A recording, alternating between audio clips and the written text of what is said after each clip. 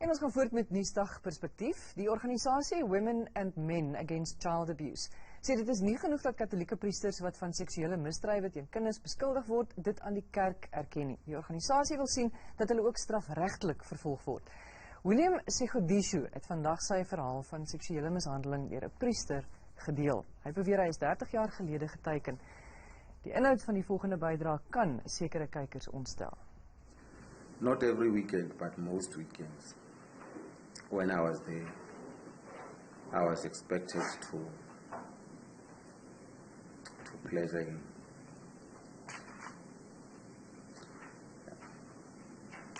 So this thing affected me a lot, and it affected my mind in a way that I started to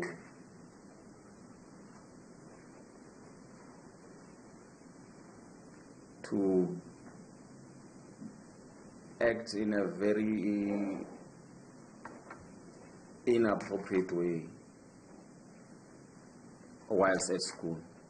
We are not saying that the Catholic Church and Catholics are bad people and priests are all pedophiles. What we are saying very clearly is we do not believe that certain church institutional laws will stand up to our constitution. I think as a country, we need to take the lead in the world and be one ahead of the Australians who have refused now, regardless of the law, to say we'll do anything except the confessional.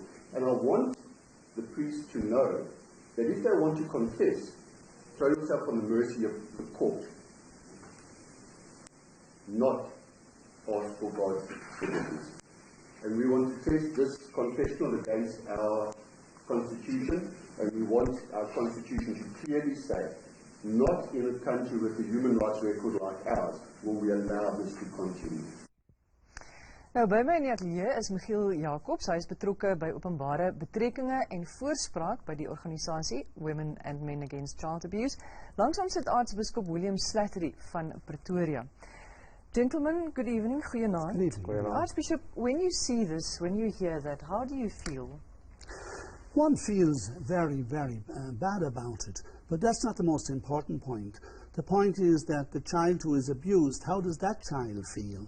Because each of us has an interior area that is totally private, and it's like a bubble, as it were. And when that's, penetrated, when that's abused by an adult, obviously that is a terrible disaster, and I think children can never properly trust again. So to see a case like this is extremely sad.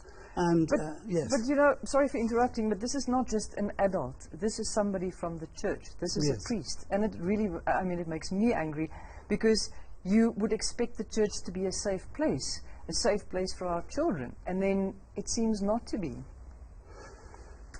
For the majority of situations, the church is an absolutely safe place, and for 2,000 years we've been caring for children. We've been the pioneering organisation in caring for children. I've spent the best part of 50 years here in South Africa caring for children.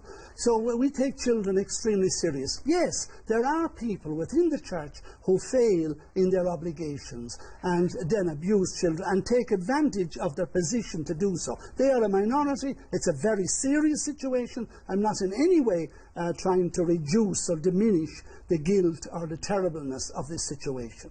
I think the problem is that, in any organization, in any household, I think you will find people who will err, who will make mistakes. I think the problem is just that the church, it seems to us, that the church is trying to keep quiet about it. The church is not trying to keep quiet about it. The church is trying, more than any other organisation in the world, it is the Catholic Church who has examined this situation. 64 children are abused in South Africa every day. 1 in 3 South African girls by the age of 18 has been interfered with. Where is all that being investigated? It is the Catholic Church, because we have the records, because we have money, people come after us. Now, let us not get away from the fact. We must focus on the child who is being abused. This for us is an utter disaster, because for us, the words of Jesus, if you scandalize a child, you should be thrown into the sea. If I may interrupt you, sir, I think, You say that it's the minority in the church. We could go discussing this for hours. The Magdalene laundries, what happened there? That was church-sponsored abuse against children, women. But to get back to today's case, I think for me what is absolutely clear is that the church is trying to run the narrative, to control the narrative of these discussions around child abuse. In William's case, if we had access to the whole interview today, he already disclosed to the church in 1990. The first time he disclosed to a black priest to say what had happened to him, the priest told him, I don't want to be a part of this conversation. The second priest that he went to ended up molesting him as well. Somebody who is supposed to protect him from the church. And then after that, the Jesuit Society got involved, and we heard that, oh, this priest was taken out of active service. He hasn't been involved. He hasn't had access to children for 10 years. That should not be the point. Was this man ever tasked? Did the church ever help to get him in front of a court of law to stand trial? And if he had no access to children through the court, did that completely prevent his access to any children whatsoever, as a jail sentence would have? Look, when he was withdrawn from service here in South Africa in 1990, he was taken back to England, where he came from, and he was refused any kind of ministry with children of any kind, or any kind of ministry in the church. The church acts very strictly whenever it becomes clear that there is a case. We take this extremely seriously. It's good to know that the church takes it seriously, but you don't walk the talk, I'm afraid, because this man should have been in jail. Just because the church took him out of ministry does not mean that he did not still go to the Tesco's to go and buy himself a pound of sugar and milk or whatever, have access to children through his normal day-to-day life. This is somebody... The very first thing that happens when an abuse case is obviously has taken place, we go to the civil authorities. We go to the civil authorities. Now, remember that protocols have come in this whole area in the last 15 or 17 years. We are the leaders in it. The British government said, if you want a model protocol, go to the Catholic Church. So we have gone to that. And but before that, there were no protocols in place. People wasn't taken to the civil authorities. I agree with you. You are right. But now, all are taking immediately. Now, that report recently about Pennsylvania, since 1935, 300 priests have offended. But all that has happened before the year 2000, when the protocols came into operation. We are the leaders in fighting against this. We really feel you are working for women and children who are being abused. We are working for women and children. It's a disaster for me to have to listen to cases like today. This is a disaster, but that's not the important thing. It's a disaster for that young man, and how it's destroyed his life. We are But Archbishop, it is the important thing. It is the important thing that the church will look into this, and that you are doing that. But the thing is almost, it's like, you know, any system. If you have a household, if you have a business, if you have a political party, any system, whenever there is a kind of a dysfunction, the first thing we do is we turn a blind eye. Hey, we don't want to see this because we don't know what to do. Then we start protecting our own. We don't want people to know about it. Isn't that what the church has been doing and still is doing to a certain extent? No, I challenge the second part of your statement. In the past, that did happen, correct. As it happens in families all over the world the whole time. The first thing is you try and guard your own. That was the reaction in the 60s and 70s. Before these things, the media themselves never investigated those issues way back in the 60s and 70s. It came from us. We are the ones who have worried most about this. But that it still continues, no. We have protocols now all over the world, and when we become aware of these things, we immediately intervene. Net gou iets anders. Ja. Wat sien jy wat gebeur in 5 punte? Wat gebeur met ons praat hier oor, maar wat gebeur wanneer 'n kind gemolesteer word? Ons het gehoor wat William sê, hy het eienaardige gedrag begin, ontoepaslike gedrag. Wat presies gebeur? Dit is moeilik omdat dit verskil van kind tot kind. But when a child gets molested or raped, it depends on the kind of situation. Hierdie is iets wat oor jare invloed het op 'n kind, want it could be an occasional rape, somebody, an opportunist, iemand wat verbygestap het, dros. Kind was daar alleen toevallig en dit het gebeur.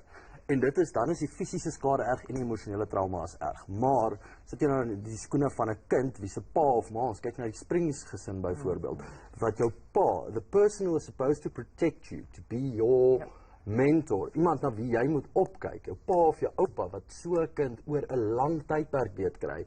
Ek bedoel, dit vernietig 'n kind emosioneel.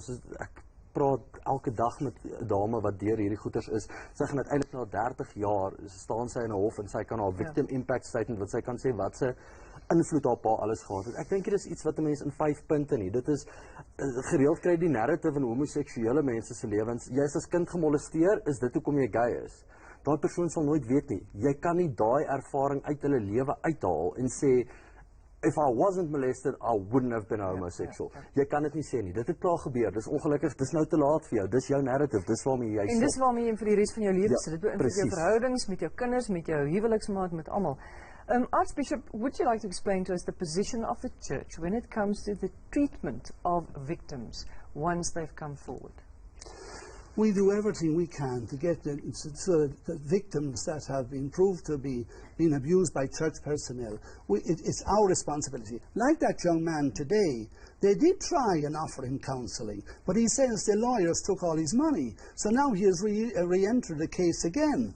So this is the problem. We try and offer all this help we can give, insofar as we can. Because, as you know, it's a terrible destruction. But you say once it's proved, so what do you do to prove whether the person is talking... If it's not tested in a court of law. Yeah. The first thing we do is we refer it to a civil authority. That's the very first thing. But in this case, William it happened before the year 2000, before these protocols came into operation. But our country now has laws that says that sexual crimes against a person never prescribes. Not after 20 years. That's the new Franco law. That's right. Recently. That's right. So a case can still be made against this person. That's right. We have seen our organization, the Jesuit Society, has approached William. He has approached the priest through them. Ek is ontsettend jammer, maar ek het nou net gehoor dat ons ongelukkig moet klaarmaak. Unfortunately, we have to finish. Thank you so much for coming in, gentlemen. Michiel Jacobsz, betrokke by Women and Men Against Child Abuse, en Archbishop William Slattery is van die Katholieke Kerk. En op daai ernstige noot groet ons vir vanaand. Skakel môre aand weer in. Ons het nog interessante gesprekke vir jou dan. Lekker aand.